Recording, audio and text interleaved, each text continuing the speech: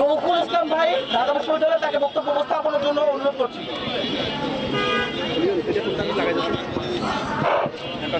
ধন্যবাদ সবাইকে, ধন্যবাদ উপস্থিতি।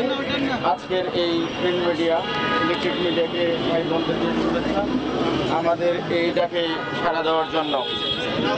আমরা উত্তরবঙ্গের মানুষ, আপনারা জানেন, অনেক সহজ সরল এবং শান্ত থাকি, কিন্তু এটা ভাবার অবকাশ নেই যে আমাদের অস্তিত্বে যখন আঘাত আসবে আমরা সেই শান্তভাবে এবং চুপচাপভাবে আমরা নীরবে সহ্য করে যাব।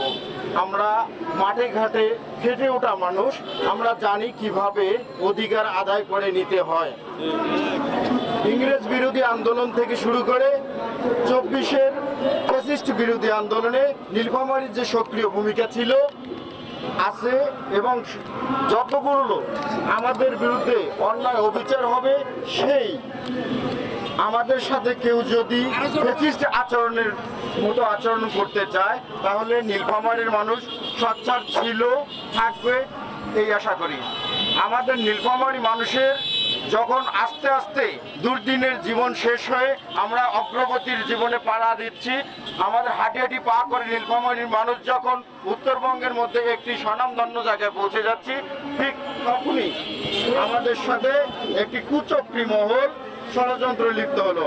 আমাদের নীলফামারী সরকারি হাসপাতাল ও কলেজ বন্ধের জন্য এক প্রকার ষড়যন্ত্রমূলক চেষ্টা করতেছে। বর্তমান অন্তর্বর্তীকালীন সরকারের স্বাস্থ্য খাতের যে সংস্কারের কথা বলতেছে, তারা নাকি নীলফামারী সরকারি কলেজটাকেই বন্ধ করে দিবে। এটা কাদের সাথে জুলুম করতে চাচ্ছেন?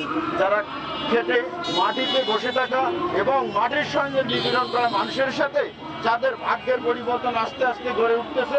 শিক্ষা প্রতিষ্ঠান একটি অঞ্চলের ভাগ্যের পরিবর্তন ঘটায়।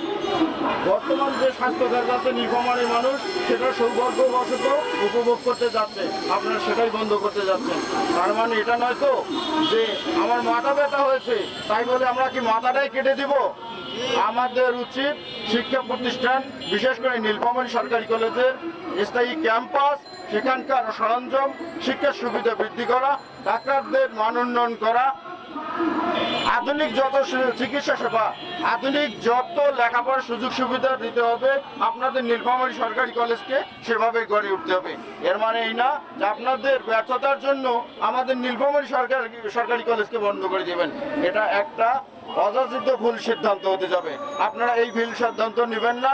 নীলফামারীর মানুষ কিন্তু এখনো ঘুমায়নি, তাদের অধিকার আদায়ের জন্য এখনো আছে, রাজপথে আছে, সামনেও থাকবে ইনশাল্লাহ। আপনার